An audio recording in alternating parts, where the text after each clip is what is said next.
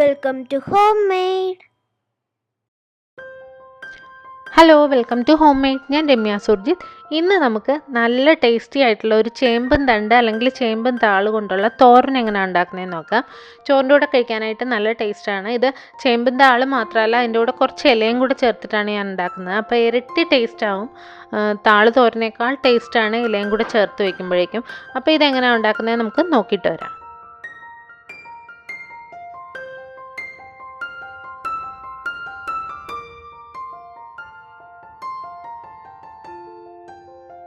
ഇതിന് വേണ്ടിയിട്ട് ഞാൻ വെട്ടുചേമ്പിൻ്റെ 2 താളും അതുപോലെ തന്നെ 2 ഇലയും എടുത്തിട്ടുണ്ട്. ഇത് അരിഞ്ഞു വരുമ്പോൾ കുറേ ഉണ്ടാവും, പക്ഷേ വാടി വരുമ്പോൾ കുറച്ചേ ഉണ്ടാവുള്ളൂ. അപ്പോൾ അതിനനുസരിച്ച് എടുക്കുക. ഞാൻ വെട്ടുചേമ്പിൻ്റെയാണ് എടുത്തേക്കുന്നത്, പക്ഷേ ഇതിലും ടേസ്റ്റ് നമ്മുടെ മുറ്റത്തൊക്കെ സാധാരണ മഴയത്ത് പിടിച്ചു വരുന്ന താളാണ്. അപ്പോൾ അത് ഇല എടുക്കുമ്പോഴേക്കും ഇതുപോലെ നല്ല തളിരില നോക്കി എടുക്കുക. വിടർന്ന് തുടങ്ങുന്നതിന് മുന്നേ ഉള്ള തളിരില നോക്കി എടുക്കുന്നതാണ് എപ്പോഴും നല്ലത്. അപ്പോൾ നമുക്ക് ചൊറിച്ചിലൊന്നും ഉണ്ടാവില്ല.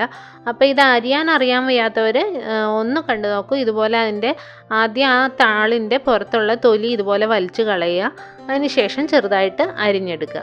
അപ്പോൾ ആദ്യം താളാണ് ഞാൻ അരിയുന്നത്, അതിന് ശേഷം ഇല അരിയുന്നത് എങ്ങനെയാണെന്ന് കാണിച്ചു തരാം. അപ്പോൾ ചേമ്പൻ താള് ചിലർക്ക് ചേമ്പിലയൊക്കെ ചൊറിയാൻ സാധ്യതയുണ്ട്. ഒത്തിരി അലർജി ഉള്ളവർ കഴിക്കേണ്ട. അല്ലാതെ ചൊറിച്ചിൽ മാറാനായിട്ട് ഇതിലെന്താ ചെയ്യുന്നതെന്നും കൂടെ ഞാൻ പറഞ്ഞിട്ടുണ്ട്.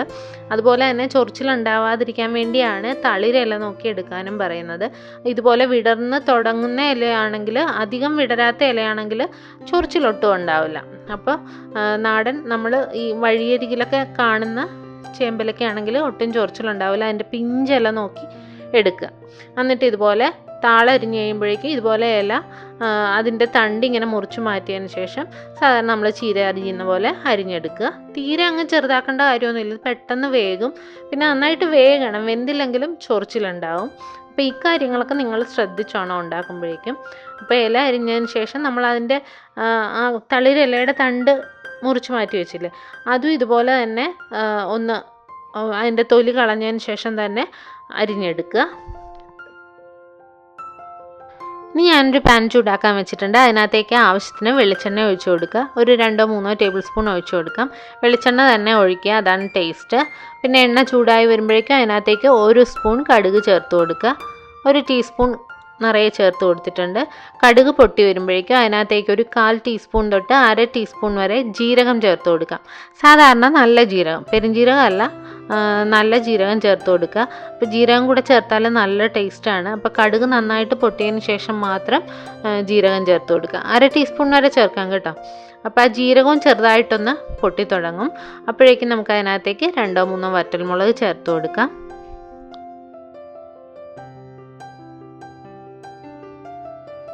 ആ മുളകും ചെറുതായിട്ടൊന്ന് മൂത്ത് തുടങ്ങുമ്പോഴേക്കും അതിനകത്തേക്ക് ആവശ്യത്തിന് കറിവേപ്പില ചേർത്ത് കൊടുക്കുക.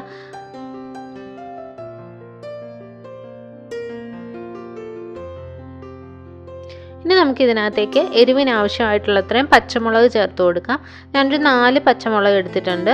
അത് ചെറുതായിട്ട് 2-3 ആയിട്ട് മുറിച്ച് ഇട്ട് കൊടുക്കാം.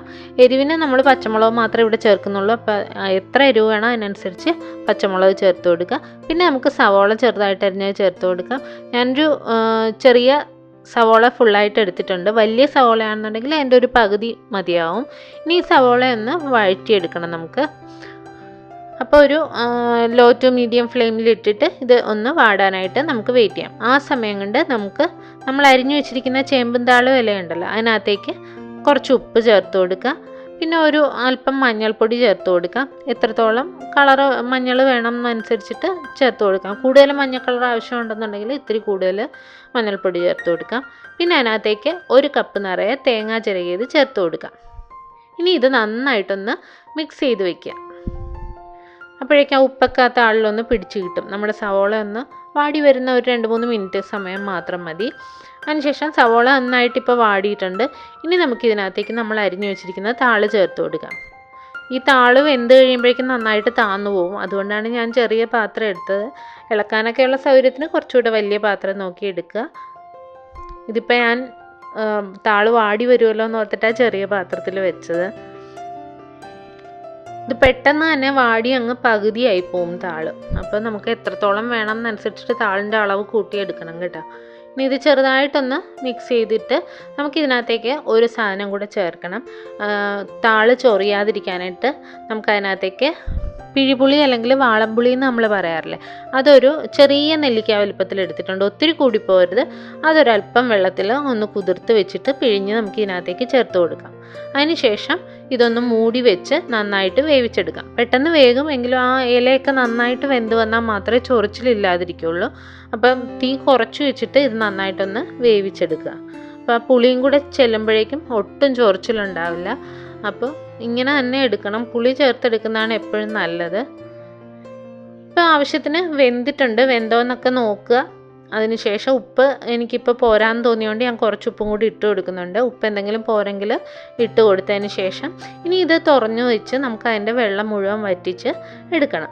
ചെറിയ നനം ഉണ്ടാവുമല്ലോ, അപ്പോൾ അത് നന്നായിട്ട് ഡ്രൈ ആയി വരുന്നവരെ ഒരു മീഡിയം തൊട്ട് ഹൈ ഫ്ലെയിമിൽ ഇട്ടിട്ട്, മീഡിയം ഫ്ലെയിമിലോ ഹൈ ഫ്ലെയിമിലോ ഇടണം. തീരെ ലോ ഫ്ലെയിമിൽ ഇട്ടാൽ ആ വെള്ളം വറ്റി കിട്ടില്ല.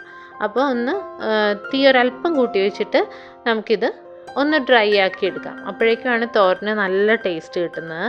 അപ്പോൾ നമ്മുടെ സൂപ്പർ ടേസ്റ്റ് ആയിട്ടുള്ള ചേമ്പും താളും അതുപോലെ തന്നെ അതിൻ്റെ ഇലയും ചേർത്തിട്ടുള്ള തോരൻ ഇവിടെ റെഡി ആയിട്ടുണ്ട്.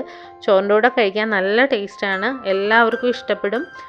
വെജിറ്റേറിയൻസിന് എന്തായാലും ഇത് ഒരുപാട് ഇഷ്ടപ്പെടും, ഉറപ്പാണ്. അപ്പോൾ എല്ലാവരും ട്രൈ ചെയ്ത് നോക്കുക. ഇഷ്ടപ്പെട്ടാൽ നമ്മുടെ ചാനൽ ലൈക്ക് ചെയ്യാനും സബ്സ്ക്രൈബ് ചെയ്യാനും കമൻറ്റ് ചെയ്യാനും ഷെയർ ചെയ്യാനും ഒന്നും മറക്കരുത്. പുതിയ വീഡിയോസായി നമുക്ക് വീണ്ടും കാണാം. താങ്ക്